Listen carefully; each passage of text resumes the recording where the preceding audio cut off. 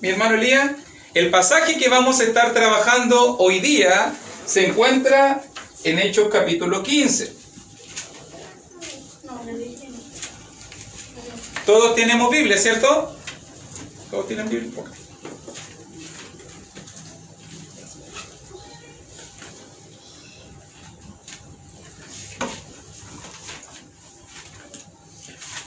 Note que estamos nosotros en la sección, se le llama comúnmente el Concilio de Jerusalén. El Concilio de Jerusalén. ¿Sentí la puerta? El Concilio de Jerusalén. Normalmente se le llama de esa manera, pero creo yo que está aquí puesto como un pasaje bisagra. ¿Por qué? Porque en capítulo 13, capítulo 14 fue el primer viaje evangelístico. Hubo problemas en la iglesia. Y del capítulo 16 en adelante va a comenzar el segundo viaje misionero. ¿Ok? Entonces, note la transición que hay. La obra se hizo, decenas de congregaciones se establecieron, tal vez cientos de cristianos fueron bautizados, y en ese momento hay un problema. Y estuve bosquejando, me di el trabajo de bosquejar un poquito el pasaje para poder ver una estructura, y vi, por ejemplo, versículo 1, el trasfondo del asunto. El problema realmente en cuanto al tema de la ley. ¿Somos cristianos, somos judíos? El trasfondo. Después de eso, el conflicto. El conflicto lo encontramos de versículo 2 a versículo 3, donde vemos que hay una discusión y contienda no pequeña. O sea, predicadores de Jerusalén llegaron hasta Antioquía de Siria, donde estaba Pablo reunido, donde era el centro de la misión, y estos falsos maestros comenzaron a contaminar a los hermanos. Pablo se levanta para defender la palabra y hay una discusión. Como esto no se resuelve, entonces vemos nosotros 4 al 6, y se reúnen con la iglesia para poder ver el asunto. Y llegados a Jerusalén fueron recibidos por la iglesia, y va a tenerse un encuentro donde van a estar estos predicadores, donde van a estar los líderes, note todas las personas que van a estar involucradas, la iglesia de Jerusalén, los apóstoles, los pastores y los predicadores también del evangelio, los misioneros Pablo y Bernabé. Y después de eso comienza, en ese concilio, en esa reunión, comienzan las intervenciones. Y vemos, por ejemplo, nosotros desde el versículo 7, la intervención de Pedro. Pedro habla. Desde el 7 hasta el 11, note muy bien, Pedro habla, y el enfoque de Pedro en su argumentación es: yo soy testigo de que Dios quiere la salvación de los gentiles. Dios me lo reveló. En el caso de Cornelio y la conversión de los gentiles, Hechos capítulo 10, Hechos capítulo 11. O sea, Pedro dice: yo sé que la voluntad de Dios es la salvación para todo el mundo. Después de eso, versículo 12, Bernabé y Pablo hablan. Bernabé y Pablo hablan, por si acaso, para que usted entienda. Y por si acaso me estuve fijando en lo que el otro día le explicaba en el capítulo 14, por qué se nombra primero Bernabé y Pablo. Y usted tiene que entender que en la iglesia de Jerusalén, Bernabé era más importante que Pablo. Normalmente en los viajes se hizo el cambio en el 13, Bernabé y Pablo. Después del 13 al 14, Pablo y Bernabé. Pero ahora en 15 están en el territorio de Bernabé. Bernabé es parte de la iglesia de Jerusalén. Y cuando tienen que hablar, el que lleva la palabra, el que va primero, es Bernabé. Porque Bernabé es más importante en la iglesia de Jerusalén, el que tiene experiencia, el que tiene el respeto, es el que estaba ahí de mucho antes. Entonces, por eso que se menciona, porque alguien preguntó por ahí, ¿por qué aquí se menciona primero a Bernabé? Es solo por el tema de que dónde estaban. Y donde estaban en Jerusalén, Bernabé era más respetado que Pablo, por si acaso. Y después de eso, en el 12 le cuenta los resultados del viaje misionero, le cuenta los resultados, cuántas obras y grandes señales y maravillas se hicieron en medio de los gentiles. Y después de eso, note, del versículo 13 al versículo 21, habla Jacobo, el hermano de Jesús. para que usted vaya viendo en orden. Pedro, como la piedra principal, como un varón principal dentro de la congregación, como columna de la iglesia. Pablo y Bernabé como los misioneros también. Y Jacobo como un pastor de la iglesia. Y note que si usted cuenta y se va dando cuenta, 13, y va mirando, el que habló más fue Jacobo. O diríamos en buen chileno, el que cortó el queque fue Jacobo. ¿Por qué? Porque Jacobo va a decir en 19, por lo cual yo juzgo. Él dio la conclusión del asunto. Yo juzgo, y él aconsejó, y él dirigió esta reunión. O sea, aquí nos damos cuenta la importancia de cada uno de estos predicadores. Y Jacobo, como líder de la iglesia en Jerusalén, como uno de los ancianos, como uno de los pastores de la iglesia en Jerusalén, en este caso, habló ante la asamblea, y obviamente que Pedro apeló a su experiencia, Pablo recordó su viaje, pero Jacobo recordó la Escritura. Recordó la Escritura. Y Jacobo recordó, por ejemplo, a Amós 9, del 11 al 12, y Jacobo recordó lo que la Escritura decía en cuanto a la salvación de los gentiles. ¿Ok? Y esos tres argumentos fueron los que se usaron para dilucidar esta cuestión. ¿Ok? Entonces ahora quedamos allí, por si acaso dijimos que íbamos a hablar un poquito de esto, versículo 19, vamos a leerlo solamente, y vamos a leer para proveer contexto un poquito, y a ver si podemos leer todo. La hermana Yanina va a leer 19, mi hermano Edison 20, mi hermana Claudiña 21, mi hermano Sergio 22, mi hermano Matías 23, mi hermana Magali 24, mi hermana Camila 25, el Chanito 26 y el Cita 27, Elías 28, yo 29 y así sucesivamente hasta llegar al 35. Ok, leamos por favor. Por lo cual yo juzgo que no se inquiete a los gentiles que se convierten a Dios. Más bien debemos escribirles que se abstenga de lo contaminado por los ídolos, de la inmoralidad sexual, de la carne de animales estrangulados y de sangre. Porque Moisés desde tiempos antiguos tiene en cada ciudad quien lo predique en las sinagogas, donde es leído cada día de reposo.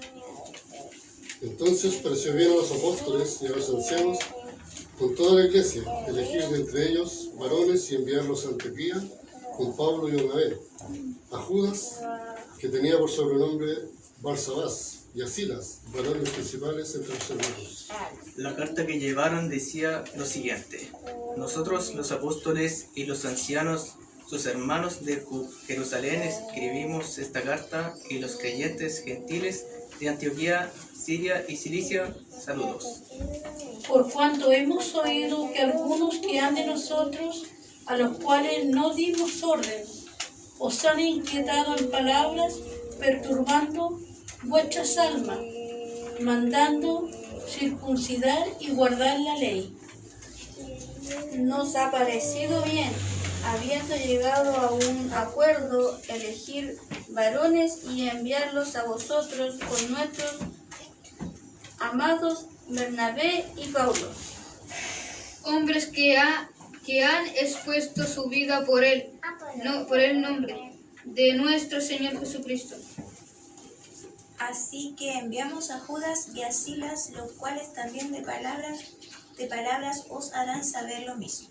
Porque ha parecido bien al Espíritu Santo y a nosotros no imponeros ninguna carga más que estas cosas necesarias. Que os abstengáis de lo sacrificado a ídolos, de sangre, de ahogado y de fornicación, de las cuales cosas si os guardareis, bien haréis.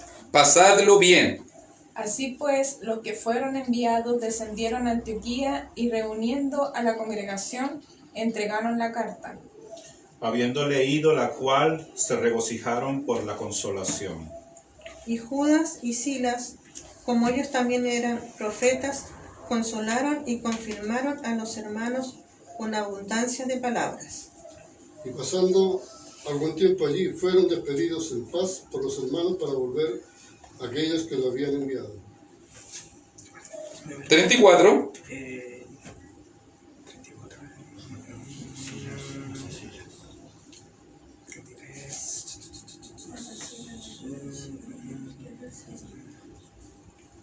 No me sale. 35. Dice, más a Sila le pareció bien el quedarse allí.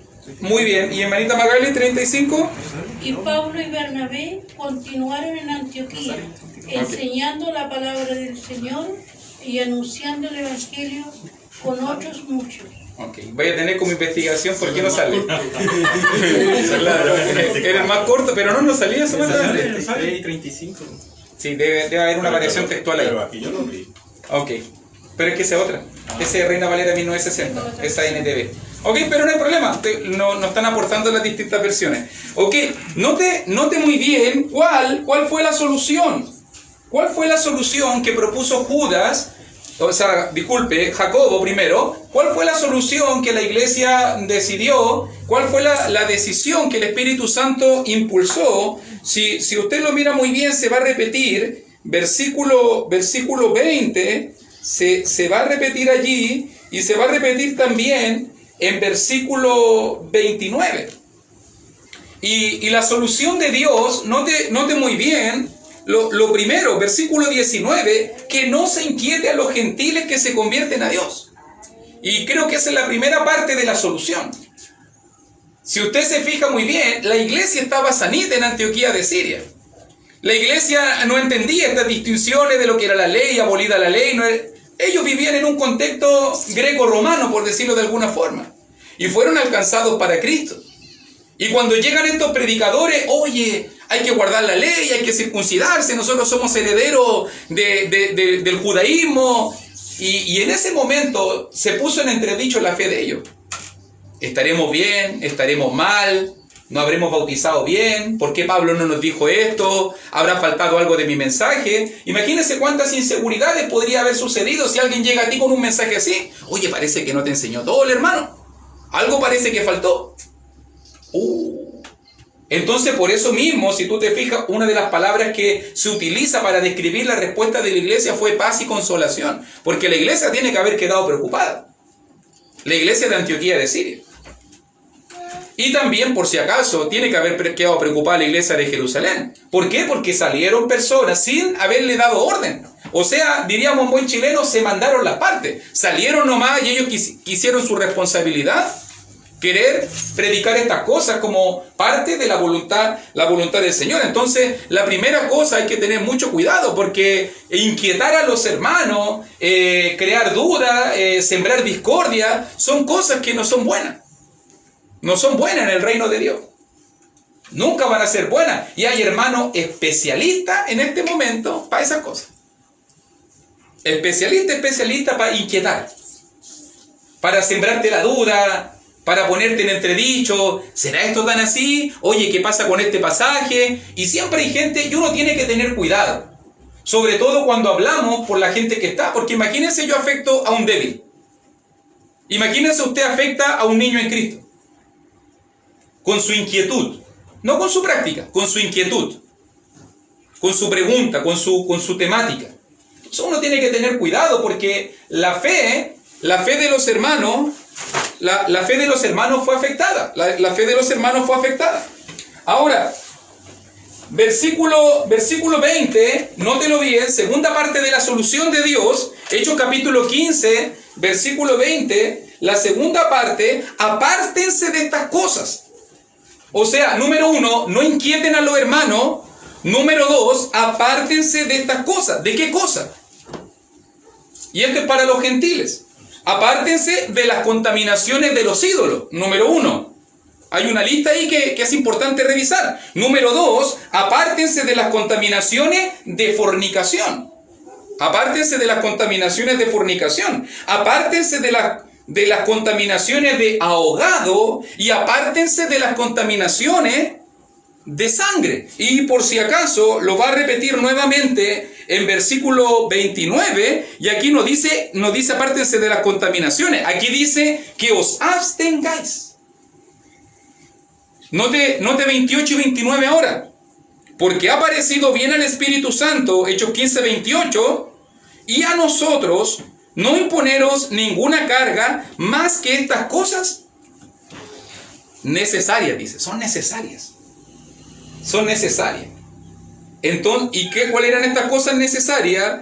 que os abstengáis de lo sacrificado a ídolos, que os abstengáis de sangre, que os abstengáis de ahogado, que os abstengáis de fornicación, de las cuales cosas si os guardareis, bien haréis. Pasadlo bien.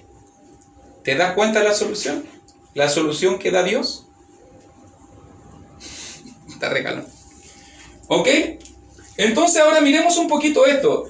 ¿Usted entiende más o menos este contexto? Recuerde que los cristianos que estaban en Antioquía de Siria, ellos vivían en un contexto cultural greco-romano. Ellos adoraban a otros ídolos, a otros dioses paganos. La práctica habitual, normal de esos dioses paganos, era que ellos tenían templos.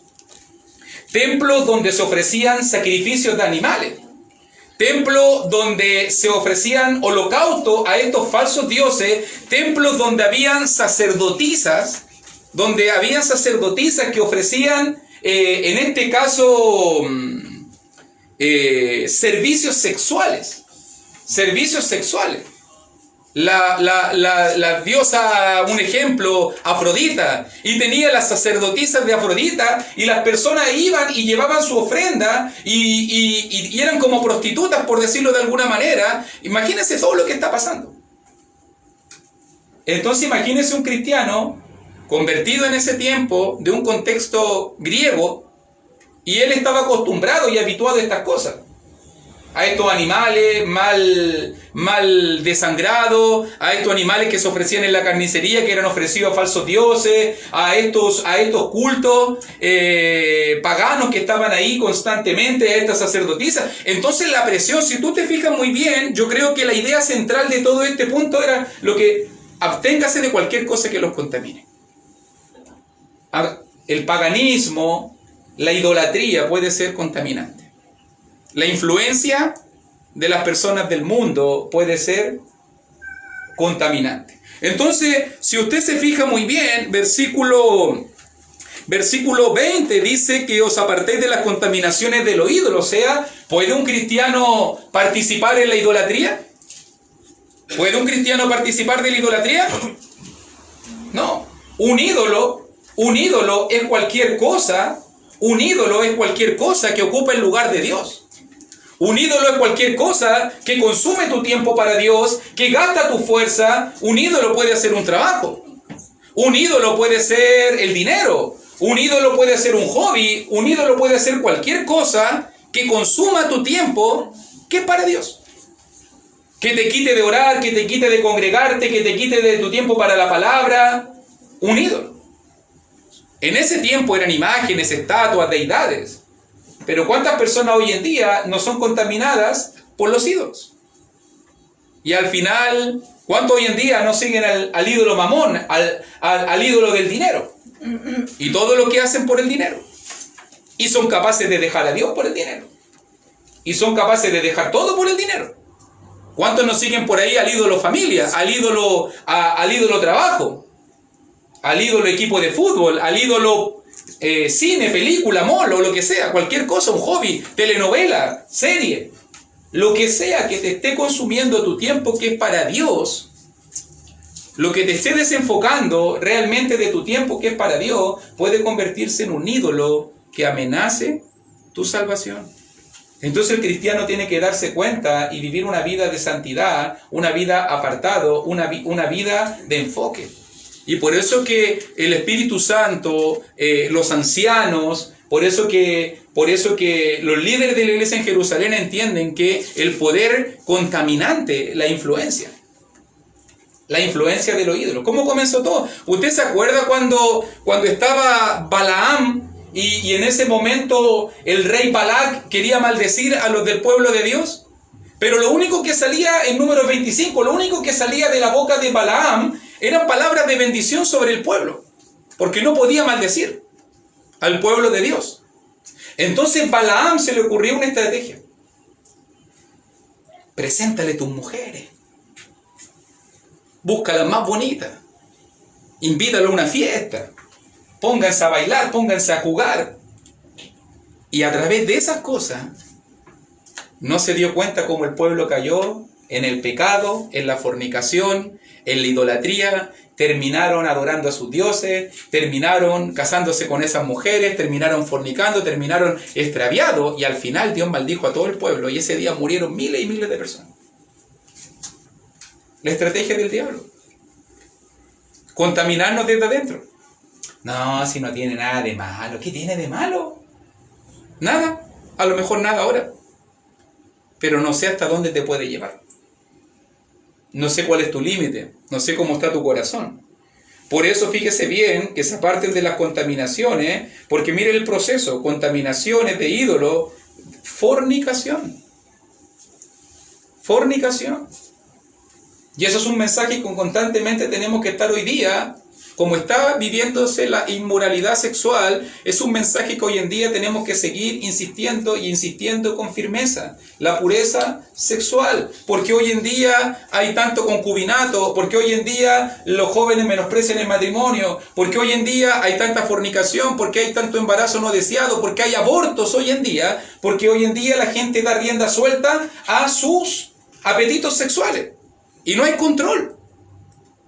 No hay control. Y ese es un tema que tenemos que estar enseñando a cada generación que viene, a que tenemos que guardar la pureza sexual. Y fíjese muy bien cómo vamos a poder guardar la pureza sexual si estamos contaminados constantemente, mujer en bikini, mujer desnuda, hombre desnudo, en el internet, en el YouTube, en la tele, en todos lados está la sexualidad. A un clic de distancia está la pornografía. A un clic de distancia están todas esas cosas. ¿Y cuántos de nuestros jóvenes no han sido contaminados por esas cosas? Y al final corrompen su mente, su corazón. Al final son alimentados por esas perversiones. Si no tiene nada de malo, si son jóvenes, no importa. Si uno cuando joven también lo hacía, claro, pero a lo mejor tu padre era mundano, tu padre no le interesaba tu salvación, y a lo mejor tú no sabes hasta dónde iba a terminar si Cristo no te rescata. Pero aquellos que estamos educando una nueva generación de cristianos, no podemos ser igual de livianos como fueron nuestros padres, ¿cierto? O eso es lo que yo espero, no ser tan liviano como mis padres. Porque no tenía la responsabilidad que tengo yo, porque a él le van a pedir cuenta por su hogar, y cuando le pidan cuenta por su hogar, me imagino qué cuenta va a dar. A mí también me van a pedir cuenta por mi hogar, y yo quiero dar una buena cuenta. Fornicación, ídolos, ahogados. En estos rituales paganos que hacían, mataban animales de las peores maneras posibles, grotesco. Y muchos de ellos participaban en todo este desenfreno, e incluso el tema de la sangre también. Mucho se ha hablado, hermanito, y mire, yo quiero dar una conclusión con respecto a este tema, que para mí es lo importante.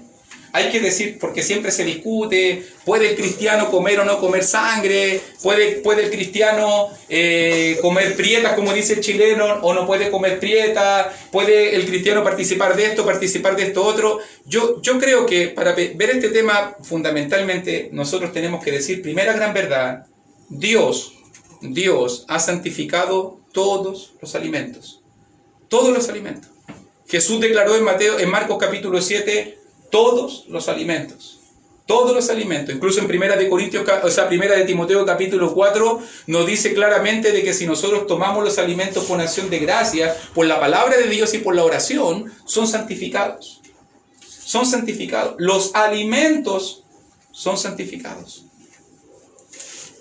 La pregunta que nosotros tenemos que hacernos antes de eso, sí.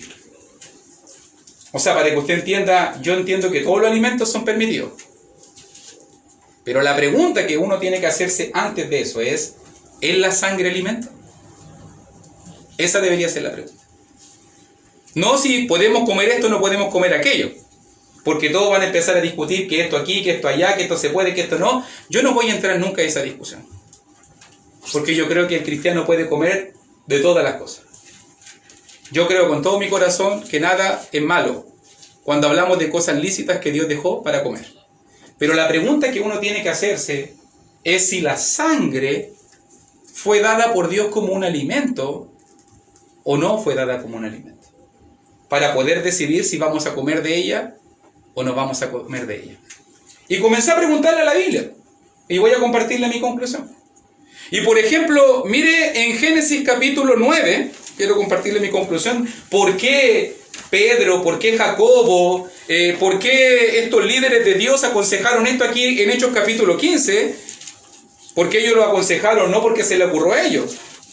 Y por ejemplo, en Génesis capítulo 9, primer libro de la Biblia, mire por favor, versículo 3 al versículo 6, para que usted juzgue, para que usted se dé cuenta. Esto es antes de la ley, esto es ahí mismo en el diluvio.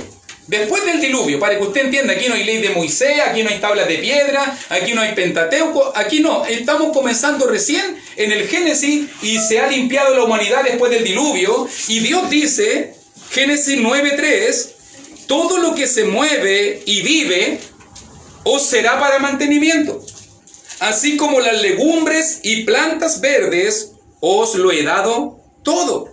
Pero carne con su vida, que es su sangre, no comeréis, porque ciertamente demandaré la sangre de vuestras vidas, de mano de todo animal la demandaré, y de mano del hombre, de mano del varón su hermano, demandaré la vida del hombre. El que derramare sangre de hombre, por el hombre su sangre será derramada, porque a imagen de Dios es hecho el hombre. Y te fijas muy bien, la sangre, ¿cómo es presentada aquí en el pasaje? Versículo 4, como vida. Vida. Y por si acaso, vida ahí viene de la misma raíz de la palabra alma. De la palabra alma. O sea, la vida material, la vida carnal, la vida humana está presente en la sangre. La sangre en la mente de Dios es vida. Es vida. Ahora, no solamente ahí, mire, eso fue antes de la ley. O sea, antes de la época patriarcal. Ahora, ¿habrá cambiado la voluntad de Dios cuando llegó la ley? Ahora, dentro de la ley, mire por ejemplo Levítico 17. Ahora mirando Levítico. Génesis, Éxodo, número, Levítico. Levítico capítulo 17.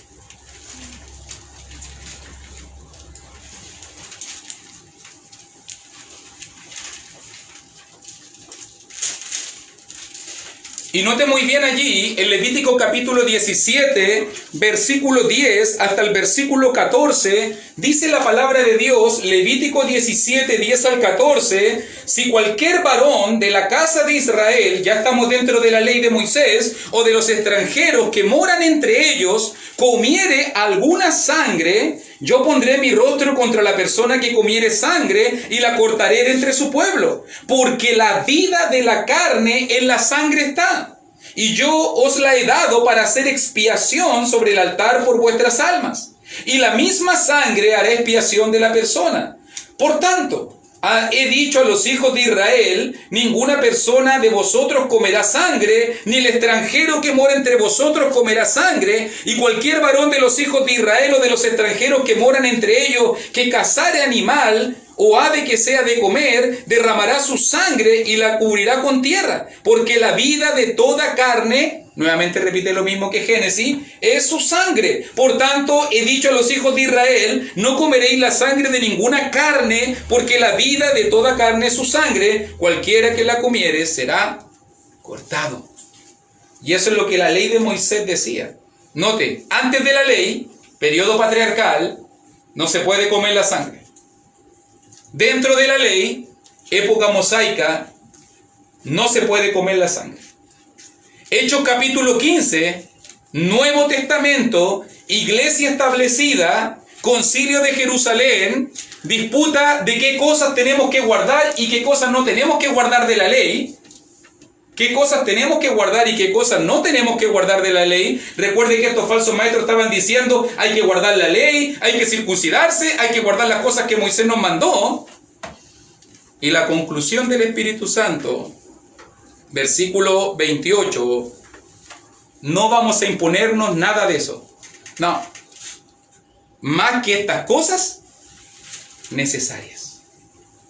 ¿Y qué fue lo que Dios conservó? ¿Qué fue lo que Dios consideró como necesario, como vital, como importante que siguiera recordándose y guardándose?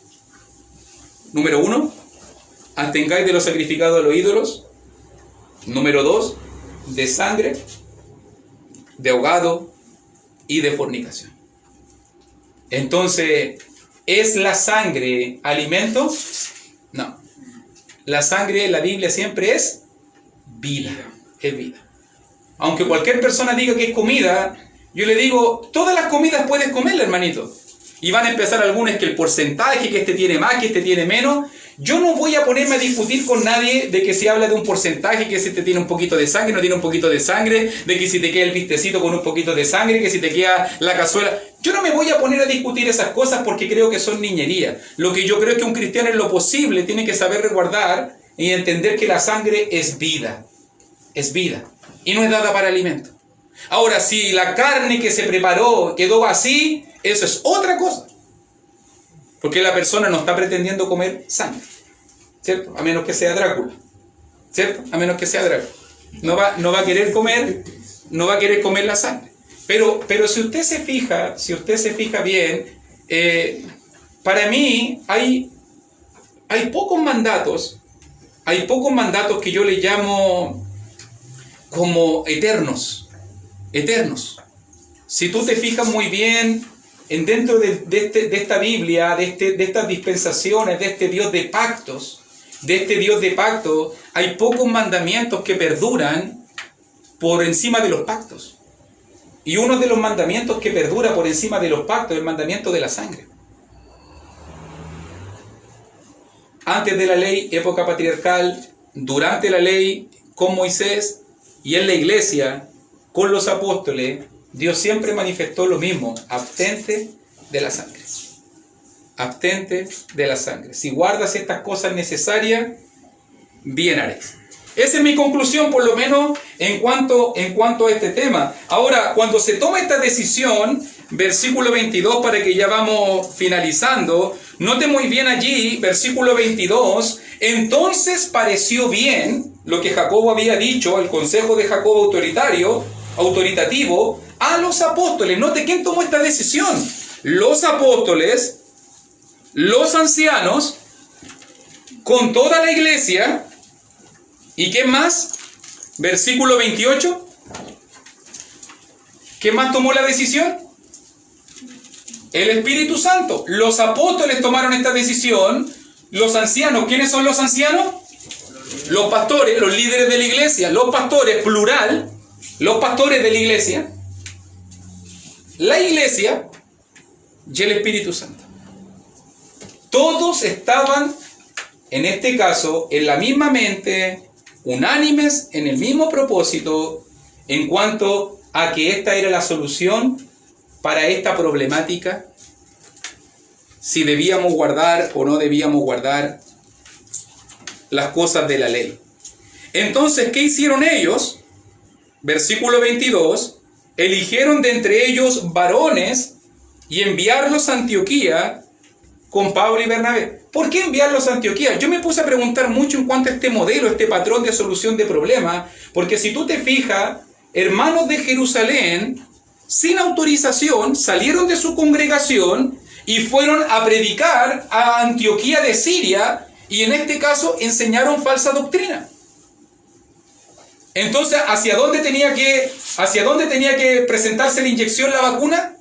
La vacuna tenía que ser presentada a Antioquía de Siria, donde fue el error. Y obviamente no podía ir solo Pablo y Bernabé.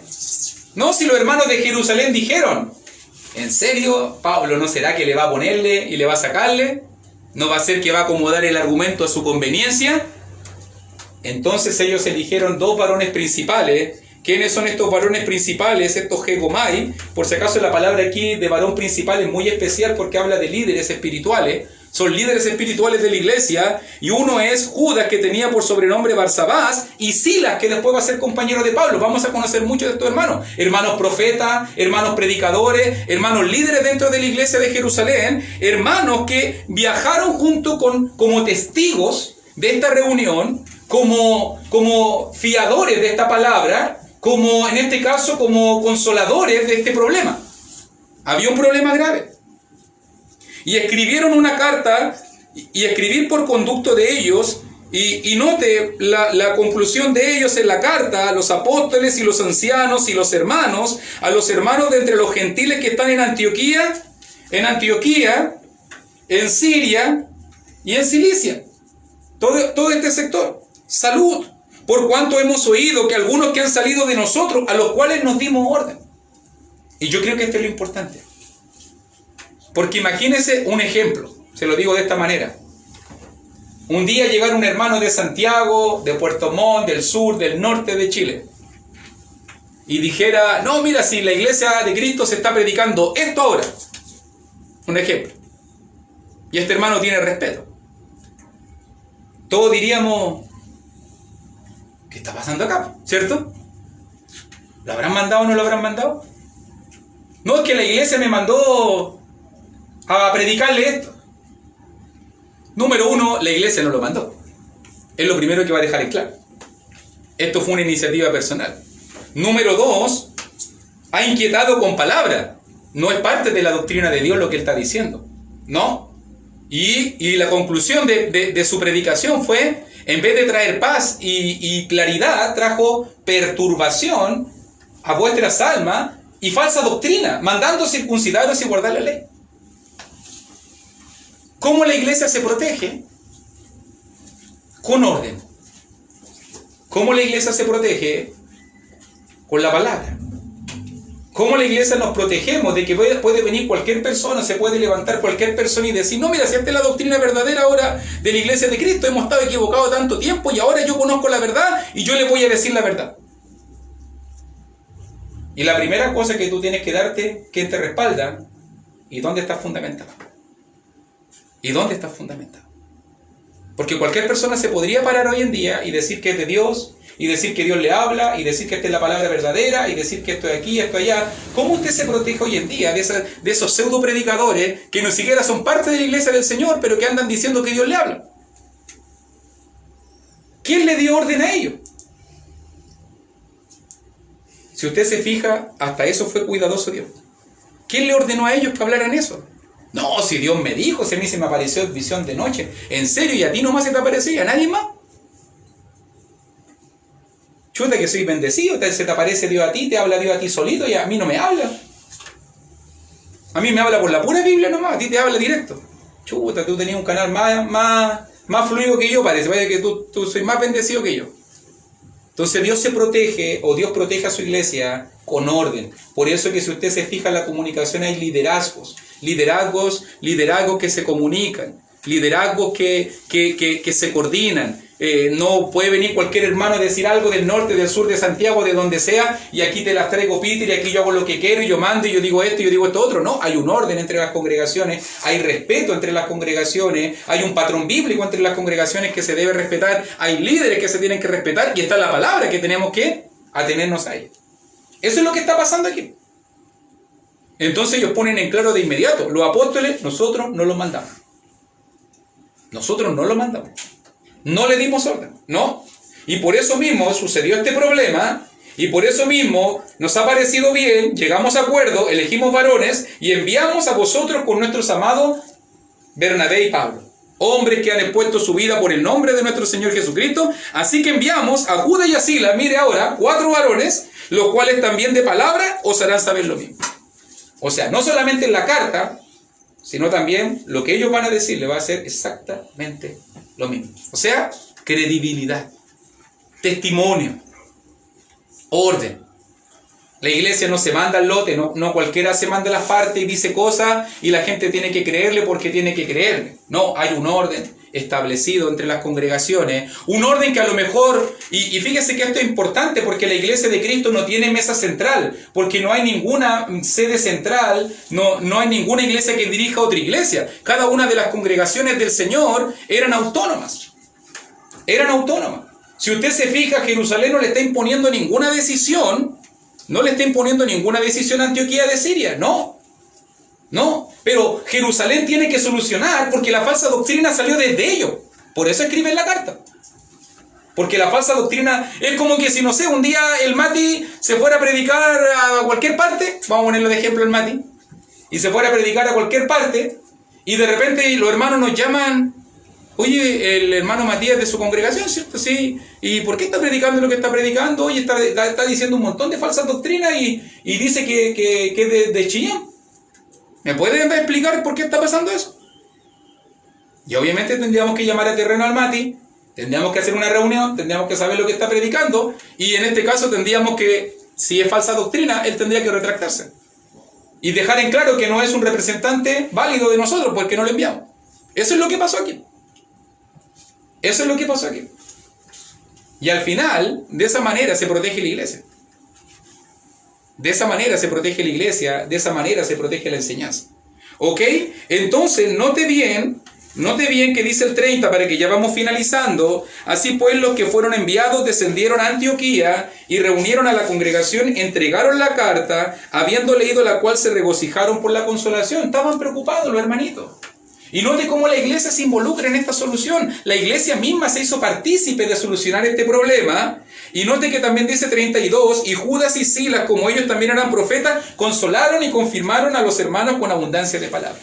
Entonces estos predicadores sirvieron más encima, esto que era un problema. Sí, por eso que yo le digo, yo digo también que Satanás es tan tonto, porque cuando quiere sembrar discordia entre los hermanos, cuando el diablo quiere meterse para perturbar la obra, cuando el diablo quiere meterse, en este caso para destruir la iglesia, al final el único que sale trasquilado es él. ¿Por qué? Porque la iglesia se une, porque la iglesia se cohesiona, porque la iglesia se involucra en solucionar los problemas, y al final mira lo que sucedió de esto. El evangelio quedó en alto, la palabra está siendo predicada, la iglesia fue protegida, y Dios siempre triunfa.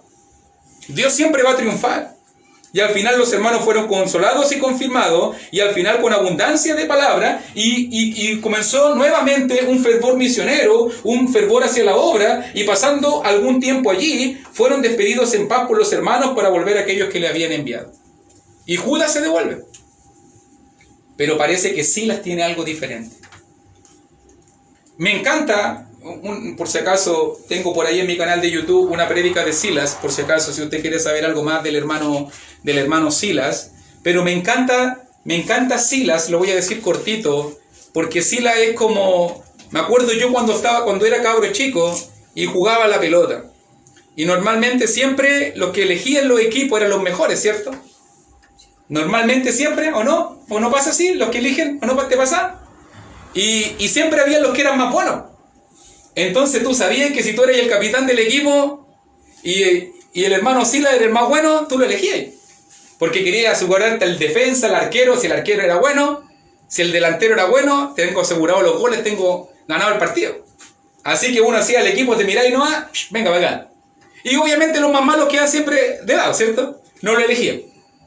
Los más malos normalmente quedan sin elegido, así que ya tú al arco nomás y trae las botellas de agua y quedamos de aguatero. Pero si usted si la misión hubiese sido un partido de fútbol, Silas siempre fue elegido primero. Increíble. A Silas siempre lo eligen.